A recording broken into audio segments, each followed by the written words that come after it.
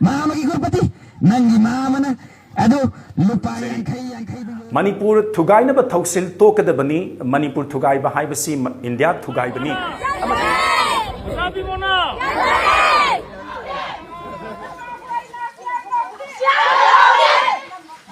Sisi kai mo haraga moi da momin phasi ma su pi bai na thi pai ko an ये वासी तुले में होई की कादू हां कम है चला तेन ओहंग मना तू चंग गई बंग माहंग ही लो पी नंग जाना Maktada wangkhemcha wangthoina punmapu ikok nonna khurumjari Manipur thugai na ba thoksil to kada bani Manipur thugai ba hai basi India thugai bani amadi mayum makai mang ta khiduna hauji hojingmak lanjet naraktuna tongan ba mafam singda changjapam lawduna leiriba internally displaced people IDP singbu mayum da yamna thuna hanjil halu haiba government of India da taksinana nabagi amatta ngairaba pandamda Lagliba May Ahumda Delhi gi Jantar Mantar da nungthil pung ama taba matamda Manipur Students Association Delhi United Kaching Students Delhi Ningol's United Progressive Initiative Meitei Heritage Society amadi Delhi Meitei Coordinating Committee na punna sinduna yamna democratic oiba peaceful sit-in protest ki khongjang ama sinjagadauri Hairiba khongjang asida Delhi amadi National Capital Region da leiriba Mahiroi Singh Thabak Tauriba Singh amadi yum kai lingduna leiraba Manipuri Singhna tangai phadana ima leibaki ni khanbiduna saru yabinaba nolukchari amasung Manipur da leihoriba ireicha singnasu Delhi amadi National Capital Region da leiriba Maru Mapang Singh khangna chanaba Singh amadi Mari Mata Singh dasu khongjang asida suksoi soidana saru yabinaba haibi khinabasu khanghanjari Amata oibagi thauna lingjel ga loinana ima leibaki damak aikhoi pumnamakna khongpham chetna lepli haiba khongjang asida utminarasi haina wangkhemcha wangthoina su ireicha khudingmakta amuka hanna nolukchari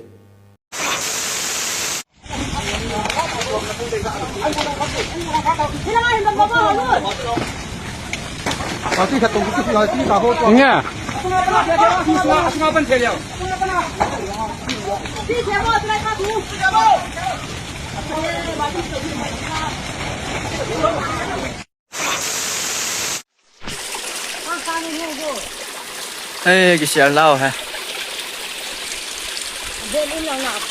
In là cái gì hoa ta sẽ có qua kiểu hay lâu chiều cái ta có xuống cái hard sai à chỉ rồi lâu ham ta cái thím vẹn rồi chỉ rồi tới đây cái lông lụt được ôi trời lâu lôi tè họ có xuống cái hard ta như chúng ta mình như chúng ta là vậy này có xuống cái thím vẹn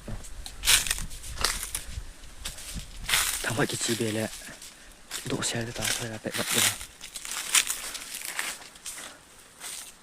mày cái bây giờ ngon tiện nhỉ mình cái xả rồi bệ mà hà thả kỹ rồi có cái nào luôn cơ ê ông mình like cá chém nhau nữa không phải à thu đan thì xây tổng à mình xây tổng luôn à mình xây tổng à ai bảo cá sấu thì tì vang này luôn ha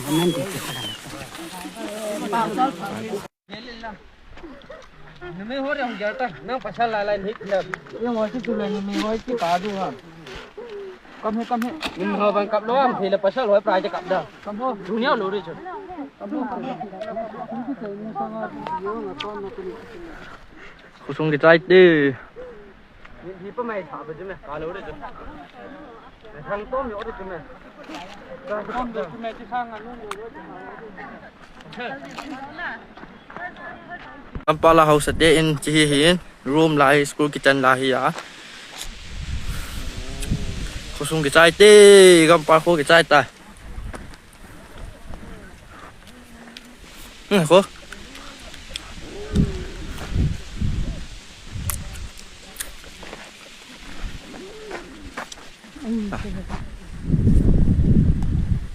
ka thal la ro lo cha he ka don pe ê anh đi cà phê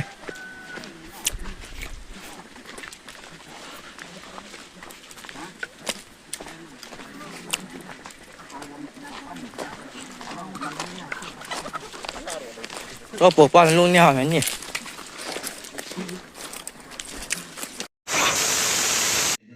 Khai là mà khai chỉ để hiện ra quay piano với bố giờ quay quay from Robin bayang na Kuki gi hack city land sẽ hai cái gì quay đi đâu sẽ mà mình chỉ muốn vấn đề rồi mình đi đâu đấy mà chỉ xin là cái Kuki này em chỉ gì cái gì nó hay là moi da mami phasi ma su pi bai na chi pai ko an chi pai ko re mami dai pi dai ko ni yam noi ka si bukan jam ka si si kum lo ba yam no yam na ba si si kum lo kum pham si da chin ma ka ka ti ga ba ti mani bi pasti ni mai bel pai pal sing chin no che che pai ko no na ara mai ti go go na kan do or ba su na ho da ba ya di hai là nó biết là đó mình có mình là bao nhiêu nào im là điều cái vậy lúc sinh đi phun đủ cái là bây giờ thì nó không có mình là bao vậy làm đâm sẽ không buồn vì vậy tôi bên tôi là sản phẩm này các cái chơi tôi xem đó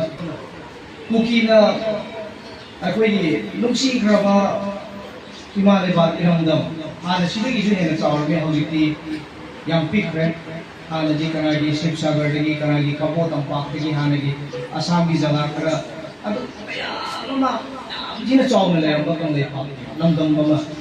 di thong pan ba India ko kri ma tam dei hong le ra ba asi ko lo ba si na ba ile ba iram dam ji bo ai gi yung da mina ile ha ko cha pa mina ile ha ko ne la pa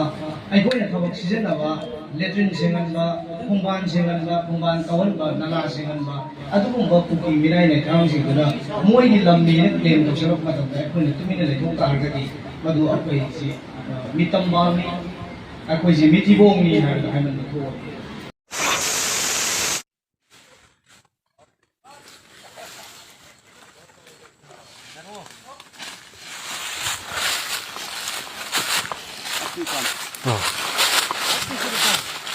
Ato này ta anh mình có thấy cậu một cái ấp ra này hả có to không vậy dầu mùng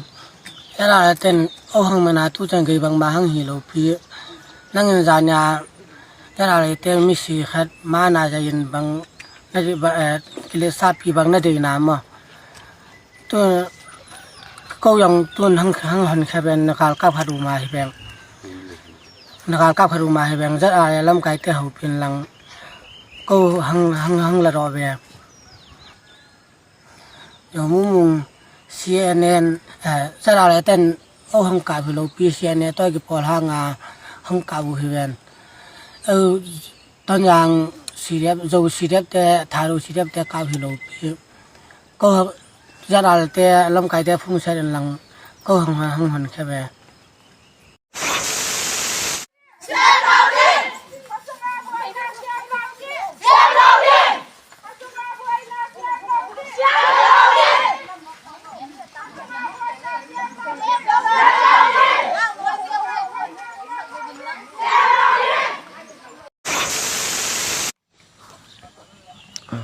army hòn tuyên cạo mà ta in tận luận nó qua tôi dùng cô lối cái tiền bị lại tậu này cái sụ lâu lấy khiên vai lau chậu lại tậu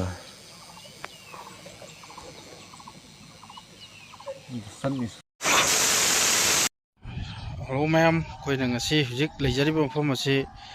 koi saiton ni 57 saiton gi koi area gi koi si wang ma si koi mayam la koi lan tawda tawgraba koi gi si CDL habdo sidane to si ek to renji gi wang mo da chara sama lei hado moi gi sipai koi army leina thambado koi ngasi di moi gi good friday are hadana koi si gi chara si da mi myam toroga moi gi la chon tin chon tawri ne prathana tawri ne na isai mai lot pa laga tawsile lokoi na thangin ka ge habada di yade koi gi platform ke achang ge habada na moi na yadraga sida yaraga tawli ji koi gi puri leina ba singna dangi gelga ne moi na tawde dum jaba koi na tawbana yadaba sidi khra yahaning de hai tare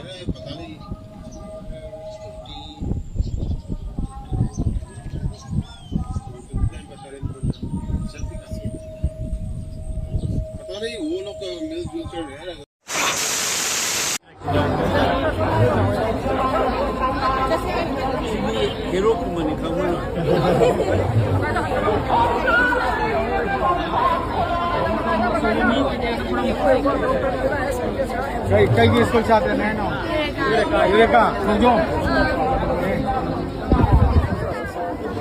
Himalaya वाले याइफरे ते लौटना है इधर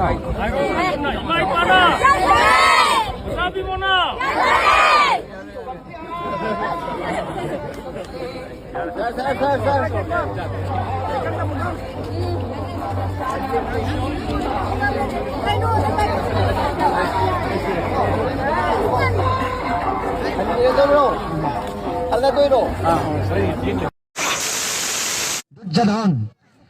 atau udah kali kerem bapau lagi bah sehingga temata si tahu ginung si bah asana si darah ngang mesti si namu ini saya tu sade bah tahu betul mama ikut pati nangi mama na aduh lupa yang kai tu joli nang pama kalau aduh gasong di sini kontra kat ni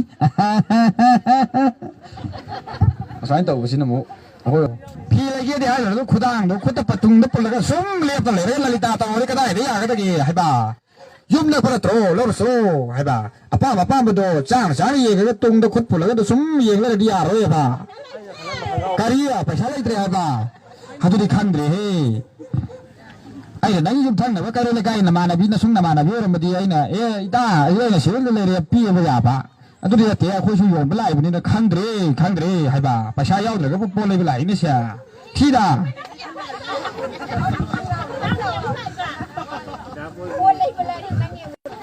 si ki ba ya goi dak de pa sha du le te har ka su da ba thak la pa ta piu si da kai chu hai roi ko adu si ki dia uring che aga pa le tre ai dia ama ke ta te me hal lu ke ai se le ko si ki ba ai se le ko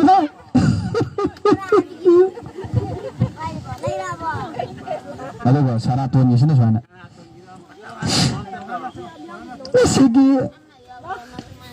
sigi khong ga si de yak pi ni ba asai to bu to kai lao to mo hai ra ki ko sigi kalau sama le kai ga pa si da market ma si de yak pi ni ba pajab kho to na ma adom na pam ja ba sin da amam da lai bi kho ai khoi su da ila sana ma to thu ga hausi tu ila sana dra ma ni na Bila kita berkata, sekilas membelai beneba. Ada, mana mungkin terlebih kuat, apa mungkin terlebih kuat. Istri,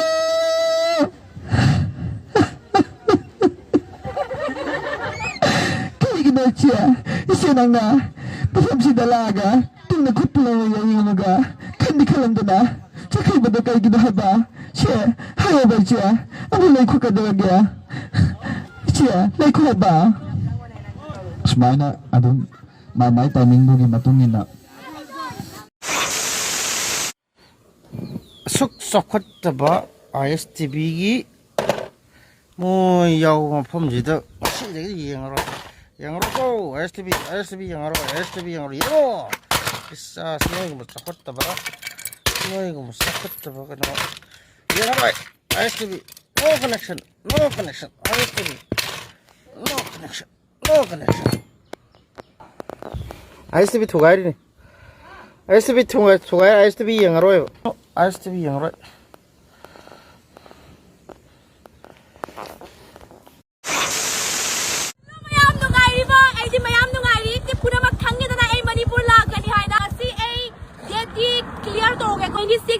flight की ticket confirm होइरे ए लाकनी दुगा एगी ममासु लाकनी ए मणिपुर की लांगजिंग हाइबा मफम लेत्रो GC colony लांगजिंग की GC colony दा लाकनी अदुदा एगी sister ले एगी जीजू से आधा CRPF नी ए photo अमा पीबी रेगी जीजू की ꯑꯩꯒꯤ ꯖꯤꯖꯨꯅꯤꯁꯤ ꯃꯌꯥꯝꯅ ꯑꯩꯕꯨ ꯍꯥꯏꯕꯤꯌꯨ ꯂꯥꯡꯖꯤꯡꯗ ꯑꯩꯕꯨ ꯀꯅꯥ ꯀꯅꯥ ꯐꯪꯅꯕꯒꯤ ꯂꯥꯛꯀꯅꯤ ꯍꯥꯏꯅ ꯑꯩꯗꯤ ꯃꯌꯥꯝ ꯑꯦꯛꯁꯥꯏꯇꯦड ꯑꯣꯏꯔꯤ ꯃꯌꯥꯝꯒ ꯐꯪꯅꯕꯒꯤ ꯃꯌꯥꯝꯅ ꯑꯩꯕꯨ ꯀꯣꯃꯦꯟꯗ ꯍꯥꯏꯕꯤꯌꯨ ꯃꯐꯝ ꯑꯃ 26ꯗ ꯂꯥꯛꯑꯗꯤ 27ꯗꯁꯨ 27 नत 28दा मीटअप अमा थमसी अदु 28दा मीटअप दो कम मफम दा थमदी हाइदि सबके लिए कंफर्ट होगा और अच्छा होगा सी मफम की मम्मी से कमेंट दा हाइबियो अदु गुमाइना ए लाके अदु मफम दा अदुगा डेट पुंग कितना बजे अदु दे कोना कंफर्म तोगे guys I am very excited Manipur लाकपगी 26 कम करम कान लाकनी आइना आइदि ngaimandana ngaiba ngamdre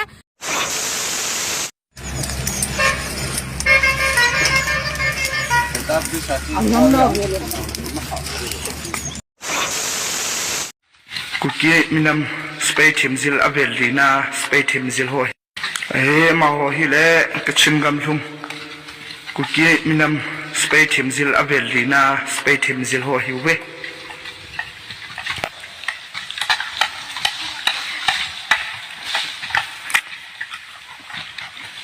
Pon thobe na he